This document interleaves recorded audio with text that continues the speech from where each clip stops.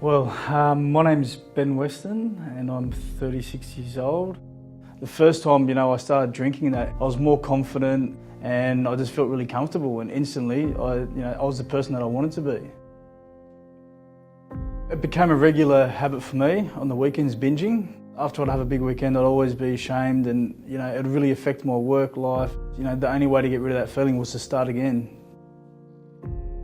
And I'd go through spells of a lot of depression where I was really feeling low. I thought about killing myself on a regular basis. And as the years went on, that got worse. Eventually my wife left. And from there, that was pretty much the point where I didn't have that responsibility of having a partner. I'd go to work and just with the boys straight after work go to the pub, and that became a daily thing. The biggest turning point for me into finally seeking help was a friend of mine passed away. We were out together and we started off just a Friday night having dinner together and straight into the drinks as usual, and then from about 9:30 onwards I have no recollection of anything. I didn't find out till the next night that my mate had passed away in his sleep in his room from a heart attack. I don't remember saying goodbye to my friend. I don't know what happened. I don't know if I had an argument. I have no idea. The first thing I did was get a gram of cocaine, sniff that whole thing in one go, and then just drink till I couldn't drink anymore. I got a phone call from my mum, and right then and then I just broke down. I just said to my mum, I can't do this anymore. I need help.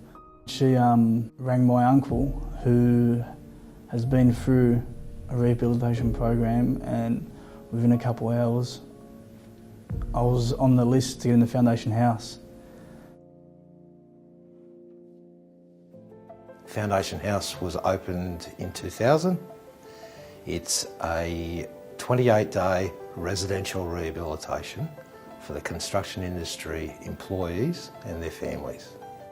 What we know is that drug and alcohol issues affect the majority of Australians. Residential rehabilitation can give people respite, give them an opportunity to address any health issues, and to start to really implement life skills, things that are going to be able to sustain them on their return back into the community. One of the aspects of the program at Foundaton House that's so impactful for people in terms of sustaining their recovery beyond their program here is the Wednesday night groups. Every week we get ex-residents coming back for a barbecue and supporting the guys that are currently in program. That's the one group, the Wednesday night relapse prevention, that they all say was the most powerful.